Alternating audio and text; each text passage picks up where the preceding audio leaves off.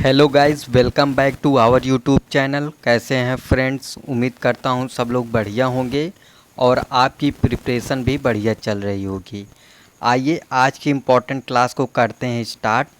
उससे पहले आपसे एक रिक्वेस्ट है, अगर आप चैनल पर पहली बार आए हैं तो प्लीज़ चैनल को सब्सक्राइब कर लीजिएगा और वीडियो को ज़्यादा से ज़्यादा शेयर करिएगा।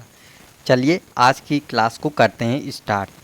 पहला क्वेश्चन है, बादामी गुफा में कितनी गुफाएं प्राप्त हैं? Option A 2, option B 4, option C 6 and last option D 9। तो बात करते हैं बादामी गुफा में कितनी गुफाएं प्राप्त हैं। तो 4 गुफाएं प्राप्त हैं, जिसमें 3 हिंदू धर्म से हैं। कितनी? 3 हिंदू धर्म से हैं एवं एक गुफा जैन धर्म से है। 3 हिंदू धर्म से है, एक जैन धर्म से प्राप्त है। बादामी गुफा कहाँ स्थित है? तो कर्नाटक के बागलकोट में स्थित है। कहाँ स्थित है? कर्नाटक के बागलकोट में। इसकी खोज कब हुई थी? तो 1924 में। बादामी गुफा की खोज कब हुई थी? 1924 में। किसने किया था? तो स्टेला क्रेमरिस ने। अगर बात करते हैं इसकी प्रतिलिपियाँ किसने बनाई थी? तो जे.एम. अहिवासी ने। बादामी गुफा की प्रतिलिपियाँ किसने बनाई थी? तो जे.एम. अहिवासी ने। इसमें कुछ प्रमुख दृश्य है, जैसे शिव विवाह का दृश्य है, राजप्रसाद का दृश्य हो गया है। ये किससे प्राप्त है? बादामी गुफा से प्राप्त है। विश्राम करते राजा रानी का दृश्य हो गया। यह सब कुछ प्रमुख दृश्य है जो बादामी गुफा से प्राप्त है। बादामी गुफा में कितनी गुफाएं हैं? तो 4 गुफाएं हैं। 3 हिंदू धर्म से हैं और एक जैन धर्म से है। बादामी गुफा कर्नाटक के बागलकोट में स्थित है। इसकी खोज किसने किया था? तो 1924 में स्टेला क्रेमरिस ने किया था। इसकी प्रतिलिपियाँ किसने बनाया था? तो जे.एम. अहिवासी ने बनाया था। तो ये था बादामी से कुछ इंपॉर्टेंट फैक्ट। उम्मीद करता हूँ सबको समझ में आया होगा। नेक्स्ट क्वेश्चन देखते हैं। जयपुर से प्राप्त रज़्मनामा वाली प्रति पर किस चित्रकार का नाम अंकित है? Option A Daswant, option B Miskin, option C Basawan and last option D Mansur. तो जयपुर से एक रज़्मनामा की प्रति प्राप्त हुई है, उस पे पूछ रहा है किस चित्रकार का नाम अंकित है। तो उस पे दसवंत का नाम अंकित है। इसका राइट आंसर क्या हो जाएगा? ऑप्शन ए। बात करते हैं दसवंत या अकबर के दरबार का प्रमुख चित्रकार है। किसके दरबार का? अकबर। दसवंत की बात करते हैं तो अकबर के दरबार का यह प्रमुख चित्रकार है, जो कहार जाति का था। यह किस जाति से संबंधित है? कहार। यह कहार जाति का था। यह भित्ति चित्रण करने में माहिर था। कैसा चित्रण करता था? भित्ति चित्रण। यह भित्ति चित्रण करने में माहिर था। इनके गुरु का नाम क्या था? अब्दुल समद सिराजी। दसवंत के गुरु का नाम क्या था? तो अब्दुल समद सिराजी। तो जयपुर से प्राप्त रज़्मनामा वाली प्रति पर किस चित्रकार का नाम अंकित है? दसवंत का नाम अंकित है। दसवंत अकबर के दरबार का प्रमुख चित्रकार था, जो एक कहार जाति से संबंध रखता था, यानी यह कहार जाति का था। बात करते हैं दसवंत या भित्ति चित्रण में माहिर था। यह अब्दुल समद सिराजी के आश्रय में इन्होंने शिक्षा प्राप्त की थी। तो इनके गुरु कौन थे? अब्दुल समद सिराजी। इसका राइट आंसर क्या हो जाएगा? Option A दसवंत। नेक्स्ट क्वेश्चन देखते हैं।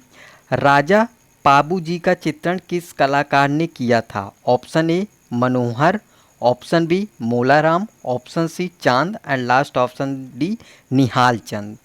तो राजा पाबू जी का चित्रण पहले तो ये पूछेगा यह किस शैली से है? तो अजमेर शैली का चित्र है।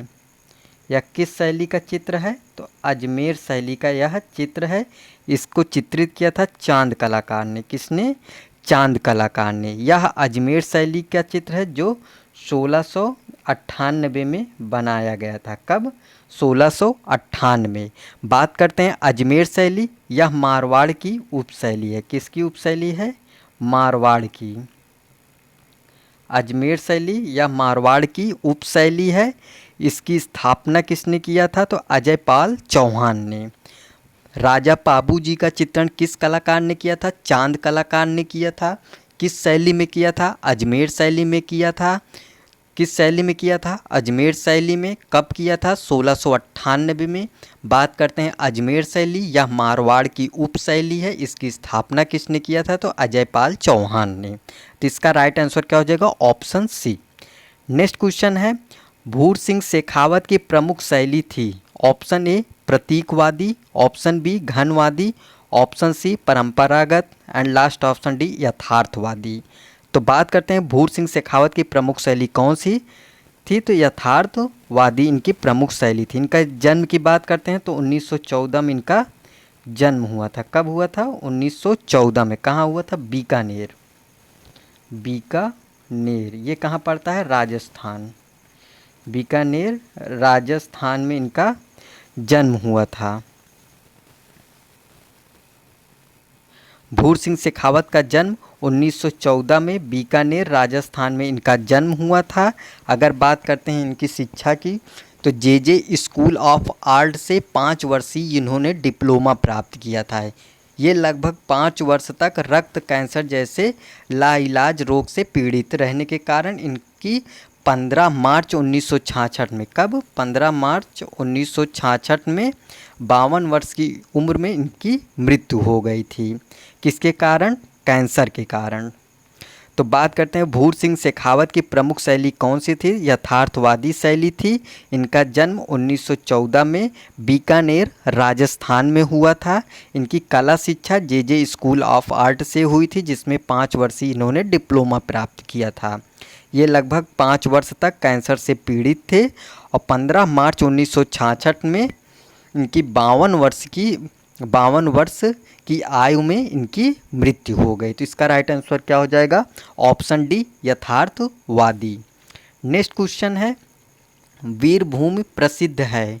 ऑप्शन ए टेराकोटा मंदिर के लिए, ऑप्शन बी स्टील फैक्ट्री के लिए, option C Tata motors factory के लिए and last option D jute factory के लिए।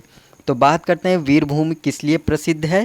तो यह प्रसिद्ध है टेराकोटा मंदिर के लिए। किसके लिए प्रसिद्ध है? टेराकोटा मंदिर के लिए। यह कहाँ स्थित है? तो यह पश्चिम बंगाल में स्थित है। कहाँ स्थित है? पश्चिम बंगाल में। वीरभूमि कहाँ स्थित है? तो पश्चिम बंगाल में स्थित है। यह टेराकोटा मंदिर के लिए प्रसिद्ध है। तो इसका राइट आंसर क्या हो जाएगा? ऑप्शन ए। नेक्स्ट क्वेश्चन देखते हैं, देखे हुए रूपों की समान आकृति को कहते हैं। ऑप्शन ए प्रमाण, ऑप्शन बी रूपभेद, ऑप्शन सी भाव एंड लास्ट ऑप्शन डी सादृश्य। तो देखे हुए रूपों की समान आकृति को क्या कहते हैं? उसे सादृश्य कहते हैं। क्या कहते हैं? सादृश्य। अगर इसे सिंपल भाषा में समझा जाए सादृश्य को, तो जैसे फ़ोटोकॉपी होता है। फ़ोटोकॉपी क्या होता है कि जैसे आप उसको, जैसे आधार कार्ड का फ़ोटोकॉपी करवाना हो तो आप आधार कार्ड को देते हैं तो एग्जैक्ट उसी तरह वह फ़ोटोकॉपी करके आपको दे देता है, यानी कार्बन कॉपी। तो उसी रूप में हम इसे समझ सकते हैं कि देखे हुए रूपों की समान आकृति हो। जैसा मैं रूप देखूं उसी की समान आकृति हो, उसी को हम क्या कहते हैं? सादृश्य कहते हैं। बात करते हैं, एक वर्ड आया है प्रमाण। प्रमाण क्या होता है? ठीक अनुपात, नाप तथा बनावट। ठीक अनुपात हो, नाप तथा या बनावट हो, उसे हम प्रमाण कहते हैं। रूप भेद क्या होता है? दृष्टि का ज्ञान। रूप भेद में क्या आता है भाई? दृष्टि का ज्ञान। रूप भेद में दृष्टि का ज्ञान। दृष्टि का ज्ञान होगा, उसे हम रूप भेद की संज्ञा देंगे। भाव क्या होता है? आकृतियों में दर्शक को चित्रकार की भावना दिखाई दे। यानी कोई भी आकृति हो उसे हम देखें, हम क्या हैं? दर्शक हैं। हम उसे देखते हैं तो उसमें चित्रकार की भावना दिखाई दे। कैसी भावना हो? कि वह कैसा बनाया है, वह कैसा सोच कर बनाया है, तो उसकी भावना जब दिखाई देगी तो उसे हम क्या कहेंगे? भाव। प्रमाण की बात करते हैं, ठीक अनुपात, नाप तथा बनावट की बात की जाए तो वह प्रमाण है। दृष्टि का ज्ञान कब होगा? रूप भेद के कारण। रूप भेद दृष्टि का ज्ञान होगा। बात करते हैं भाव। आकृतियों में दर्शक, आकृति कोई देखता है दर्शक, वो चित्रकार की भावना देखे, चित्रकार की भावना कैसी है, वो उस पर भाव की बात करेंगे। सादृश्य क्या होगा? देखे हुए रूपों की समान आकृति हो, यानी कोई भी रूप हो उसका सेम यानी फोटोकॉपी हो, वही क्या है हमारा सादृश्य है। तो इस प्रकार हमारा राइट आंसर क्या हो जाएगा, ऑप्शन डी इसका राइट आंसर हो जाएगा। नेक्स्ट क्वेश्चन देखते हैं, शतरंज बोर्ड के नमूने कहाँ से प्राप्त हैं? Option A Ropar, option B Kalibanga, option C Dholavira and last option D Lothal. तो बात करते हैं शतरंज बोर्ड के नमूने कहाँ से प्राप्त है, तो यह प्राप्त है लोथल से। अगर बात किया जाए रोपड़, मानव के साथ कुत्ते दफनाए गए हैं। रोपड़ से मानव के साथ कुत्ते को दफनाया गया है। यहीं से आपसे एक क्वेश्चन पूछ रहे हैं जो आप कमेंट बॉक्स में बताएंगे कि प्रागैतिहासिक काल में कौन सा ऐसा स्थल है जहां मानव के साथ कुत्ते दफनाए गए हैं। ध्यान से सुनिएगा, प्रागैतिहासिक काल में ऐसा कौन सा स्थल है जहां मानव के साथ कुत्ते दफनाए गए हैं। सैंधव काल में तो वह कौन सा है, रोपड़, जहां मानव के साथ कुत्ते दफनाए गए हैं। लेकिन बात किया जाए कालीबंगा की, तो कालीबंगा से हमें क्या प्राप्त है, जुताई के साक्ष्य, मिश्रित खेती, ये सब चीज़ हमें कहाँ से प्राप्त है, कालीबंगा से। अग्निकुंड, ये सारी चीज़ें हमें कालीबंगा से प्राप्त है।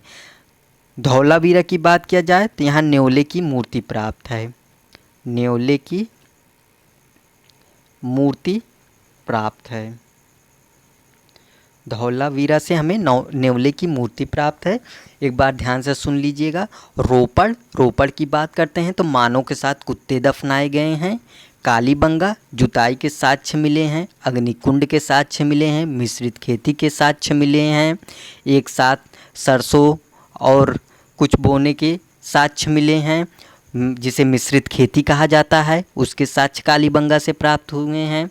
बात करते हैं धौलावीरा, न्योले की मूर्ति प्राप्त है धौलावीरा से। लोथल की बात करते हैं, शतरंज बोर्ड के नमूने प्राप्त हैं। तो इसका राइट आंसर क्या हो जाएगा, ऑप्शन डी। नेक्स्ट क्वेश्चन देखते हैं, राजस्थान चित्रकला शैली पर किस शैली का प्रभाव नहीं रहा है? ध्यान रखिएगा, प्रभाव नहीं रहा। ऑप्शन ए गुजराती शैली, ऑप्शन बी मुगल शैली, ऑप्शन सी कश्मीरी शैली एंड लास्ट ऑप्शन डी इनमें से कोई नहीं।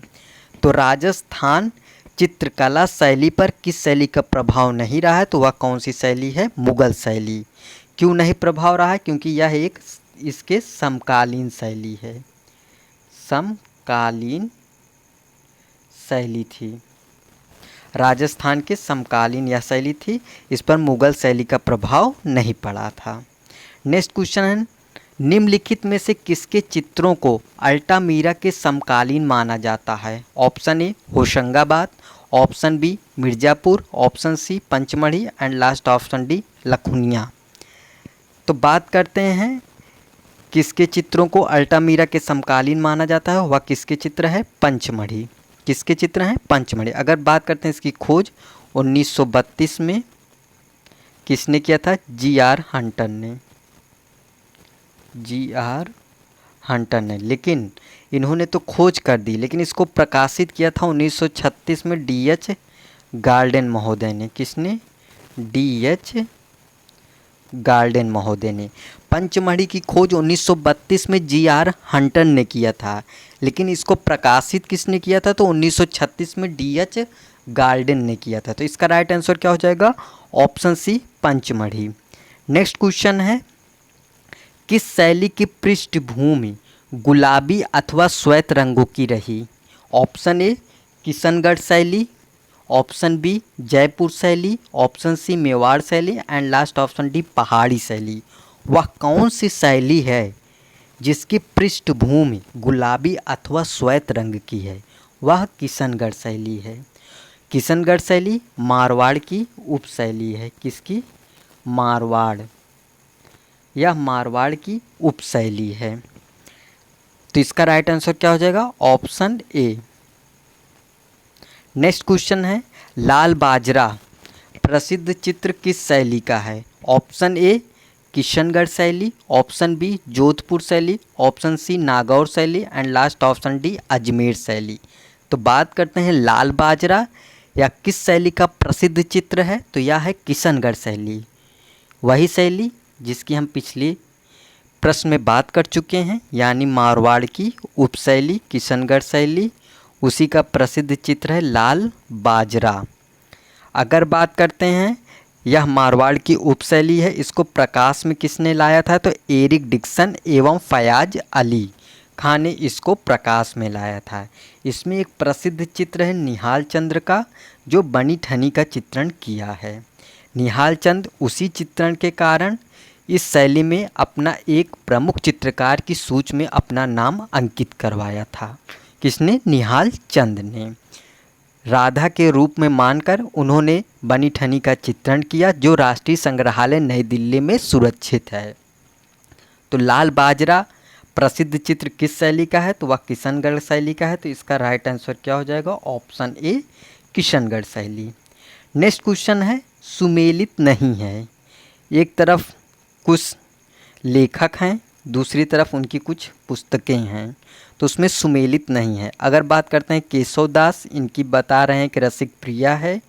बात करते हैं धनपाल, इनकी तिलक मंजरी है। यशोधर पंडित, जयमंगला, जयदेव, कामसूत्र। तो इनकी बात किया जाए तो केशव दास की प्रमुख पुस्तक रसिक प्रिया, ये बिल्कुल सही है। धनपाल की तिलक मंजरी, ये भी सही है। अगर बात करते हैं यशोधर पंडित, इनकी जयमंगला, ये भी सही है। लेकिन यहाँ पर काम गड़बड़ हो गया जयदेव के कारण। जयदेव की प्रमुख पुस्तक है, कौन सी है? जयदेव की गीत गोविंद है। गीत गोविंद इनकी प्रमुख पुस्तक गीत गोविंद है। अगर बात करते हैं कामसूत्र किसकी है, तो ये वात्स्यायन की है। किसकी? वात्स्यायन की। कामसूत्र किसकी है? वात्स्यायन की है। और गीत गोविंद जयदेव की है। तो ये ऑप्शन डी हमारा रॉन्ग है, तो यही हमारा आंसर हो जाएगा ऑप्शन डी। रसिक प्रिया केशव दास की है, तिलक मंजरी धनपाल की है, जयमंगला यशोधर पंडित की है, कामसूत्र वात्स्यायन की है। कामसूत्र किसकी है? वात्स्यायन की है। जयदेव की गीत गोविंद हो जाएगी।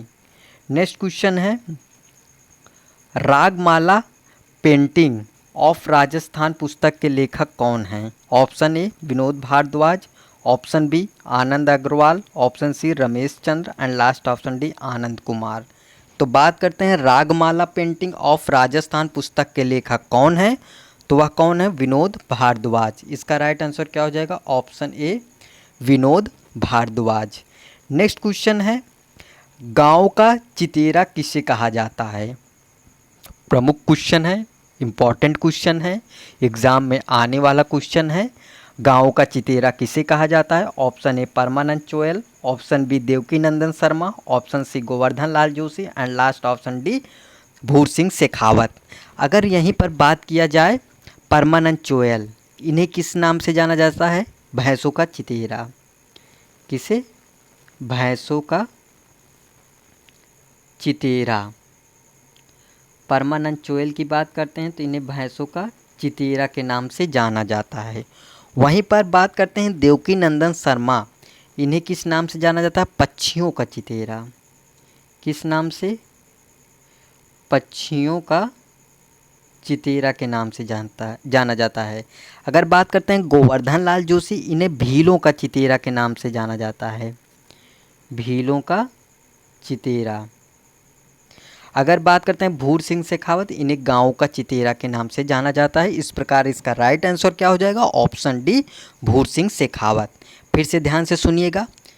भैंसों का चितेरा परमानंद चोयल पूछेगा, भैंसों का चितेरा परमानंद चोयल। पक्षियों का चितेरा देवकी नंदन शर्मा, पक्षियों का चितेरा देवकी नंदन शर्मा। भीलों का चितेरा गोवर्धन लाल जोशी, भीलों का चितेरा गोवर्धन लाल जोशी। और भूर सिंह शेखावत गाँव का चितेरा। इसे ध्यान से कंठस्थ कर लीजिएगा, ये एग्ज़ाम में ज़रूर आएगा क्वेश्चन। नेक्स्ट क्वेश्चन है एलोरा की कौन सी गुफा संख्या छोटा कैलाश के नाम से जाना जाता है? ऑप्शन ए गुफा संख्या 15, ऑप्शन बी गुफा संख्या 16, ऑप्शन सी गुफा संख्या 32 एंड लास्ट ऑप्शन डी गुफा संख्या 30। तो एलोरा की कौन सी गुफा है जो छोटा कैलाश के नाम से जाना जाता है? वह कौन सी है? गुफा संख्या 30। अगर बात करते हैं गुफा संख्या 15 या किस नाम से जाना जाता है? दशावतार मंदिर। दशावतार मंदिर के नाम से गुफा संख्या 15 को जाना जाता है। अगर गुफा संख्या 16 की बात करते हैं तो यह कैलाश मंदिर है। छोटा कैलाश 30 में, बड़ा कैलाश 16 में। कैलाश मंदिर गुफा संख्या 16 में। नेक्स्ट बात करते हैं गुफा संख्या 32 या इंद्र सभा के नाम से जाना जाता है। इंद्र सभा। गुफा संख्या 15 दशावतार मंदिर, गुफा संख्या 16 कैलाश मंदिर, गुफा संख्या 32 इंद्र सभा, गुफा संख्या 30 छोटा कैलाश। बात करते हैं एलोरा गुफा। एलोरा गुफा महाराष्ट्र के औरंगाबाद में स्थित है। यह औरंगाबाद में तो स्थित है, लेकिन औरंगाबाद से ये 29 किलोमीटर दूर है। कितना? 29 किलोमीटर। वहीं से बात करते हैं अजंता से यह कितनी दूरी है, तो 135 किलोमीटर। तो इस प्रकार हम इसको ऐसे पढ़ सकते हैं कि एलोरा की गुफा जो है वह महाराष्ट्र में औरंगाबाद से 29 किलोमीटर तथा अजंता से 135 किलोमीटर की दूरी पर स्थित है। कितना?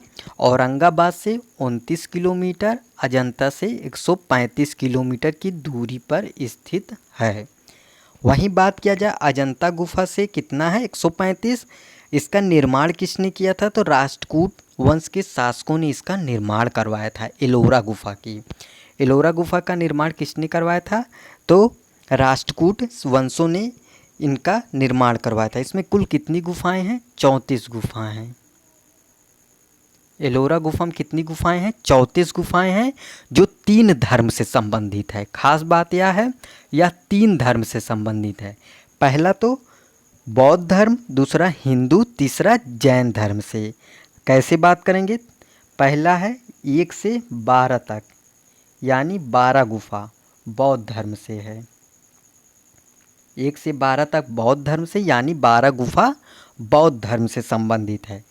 13 से 29 यानी 17 गुफा हिंदू धर्म से है। किस धर्म से? हिंदू धर्म से। 30 से 34 मतलब 5 गुफा जैन धर्म से है। इस प्रकार यह 3 धर्म से संबंधित है, बौद्ध धर्म से, हिंदू धर्म से एवं जैन धर्म से। तो एलोरा गुफा में कुल 34 गुफाएं प्राप्त हैं, जो 3 धर्म से संबंधित है, यानी 1 से 12 तक 12 गुफा बौद्ध धर्म से, 13 से 29 तक 17 गुफा हिंदू धर्म से, 30 से 34 तक 5 गुफा जैन धर्म से। तो एलोरा की कौन सी गुफा संख्या है जिसे छोटा कैलाश के नाम से जाना जाता है, वह 30वीं गुफा है। तो इसका राइट आंसर क्या हो जाएगा, ऑप्शन डी। और गुफा संख्या 15, 16 ये सब आपको बता दिए हैं। नेक्स्ट क्वेश्चन है, बहुचर्चित एवं सुप्रसिद्ध जिराफ समूह का चित्र कहाँ से प्राप्त है? Option A Hoshangabad, option B Pachmarhi, option C Kabra Pahad and last option D वीढम। तो बहुचर्चित एवं सुप्रसिद्ध जिराफ समूह का चित्र कहाँ से प्राप्त है? होशंगाबाद से। अगर होशंगाबाद की बात करते हैं, इसकी खोज कब हुई थी, तो 1922 में। इसकी खोज कब हुई थी? 1922 में। किसने किया था? मनोरंजन घोष ने। मनोरंजन घोष ने। अब यहाँ पर एक चीज़ आपको बता रहे हैं याद करने के लिए। होशंगाबाद, होशंगाबाद, यहाँ पर होश शब्द आया है। आदमी कब होश में रहता है, मतलब कि कोई कुछ कर लेता है तो वो होश में नहीं रहता।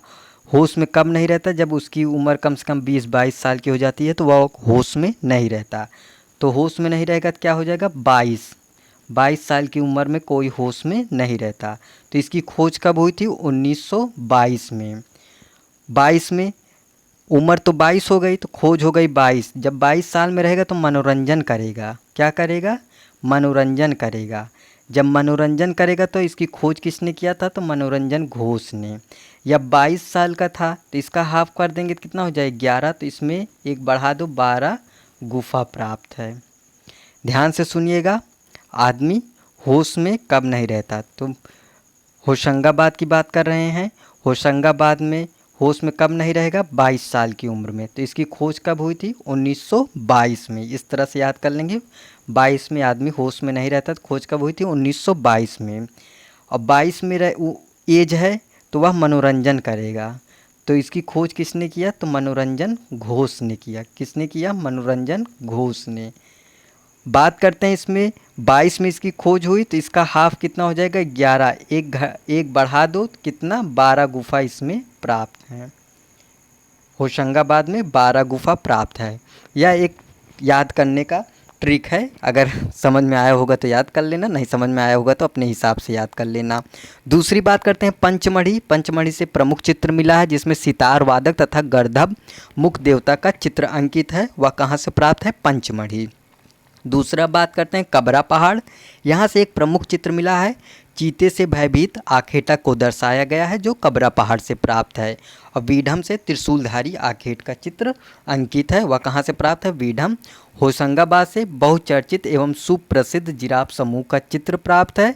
पंचमढ़ी की बात करते हैं तो सितार वादक तथा गर्दभ मुख देवता का चित्र अंकित है।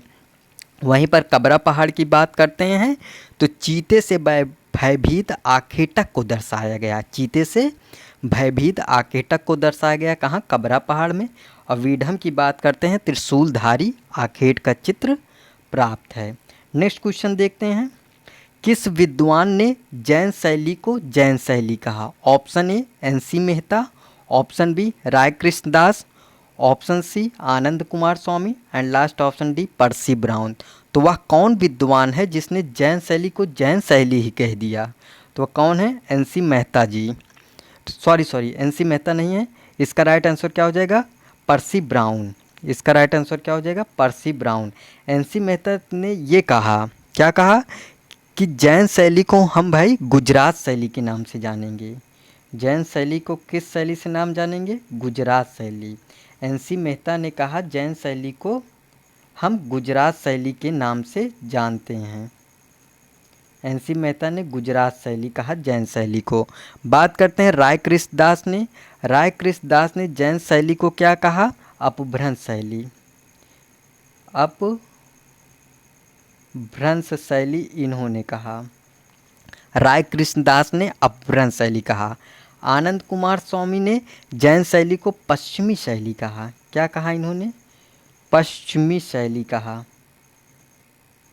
आनंद कुमार स्वामी ने जैन शैली को पश्चिमी भारतीय शैली कहा और इन्होंने ही जैन शैली की खोज की थी। किसने? आनंद कुमार स्वामी ने। इसका समय बताया 7वीं शताब्दी से 12वीं शताब्दी तक जैन शैली का समय बताया और पर्सी ब्राउन ने जैन शैली को जैन शैली कहा। फिर से एक बार ध्यान से समझ लीजिएगा, किस विद्वान ने जैन शैली को जैन शैली कहा? तो वह पर्सी ब्राउन ने कहा। NC मेहता ने जैन शैली को गुजरात शैली की संज्ञा दी। राय कृष्णदास ने जैन शैली को अपभ्रंश शैली नाम दिया। वहीं आनंद कुमार स्वामी ने जैन शैली को पश्चिमी भारतीय शैली नाम दिया था। आनंद कुमार स्वामी ही हैं जिसने जैन शैली की खोज की थी। उसका समय बताया 7वीं शताब्दी से 12वीं शताब्दी तक। और पर्सी ब्राउन है जिसने जैन शैली को जैन शैली ही कहकर संबोधित कर दिया था। तो इसका राइट आंसर क्या हो जाएगा? Option D. नेक्स्ट क्वेश्चन है, बलबन के मकबरे का निर्माण किसने करवाया था? Option A Firoz Shah Tughlaq, option B Man Singh, option C Balban and last option D Sher Shah Suri. तो बलबन के मकबरे का निर्माण किसने करवाया था? तो बलबन अपना मकबरा स्वयं बनवाया था, बलबन ही ने। या कहाँ बनवाया था? दिल्ली में। बलबन का मकबरा बलबन स्वयं बनवाया था दिल्ली में। दिल्ली में कहाँ? मेहरौली। मेहरौली में इन्होंने अपना मकबरा दिल्ली के मेहरौली में बनवाया था। इसमें यह खास बात है कि इसमें वास्तविक मेहराब देखने को मिलता है। क्या? वास्तविक मेहराब देखने को बलबन के मकबरे में मिलता है। तो बलबन के मकबरे का निर्माण किसने करवाया था? तो बलबन खुद करवाया था। कहाँ करवाया था? दिल्ली के मेहरौली में। नेक्स्ट क्वेश्चन है, भागवत पुराण का फारसी अनुवाद किसने किया था? Option A Faizi, option B Todarmal, option C Hussain Faiz and last option D इनमें से कोई नहीं। तो बात करते हैं भागवत पुराण का फारसी अनुवाद किसने किया था? टोडरमल ने। किसने किया था? टोडरमल ने। अगर बात किया जाए फैजी, इन्होंने लीलावती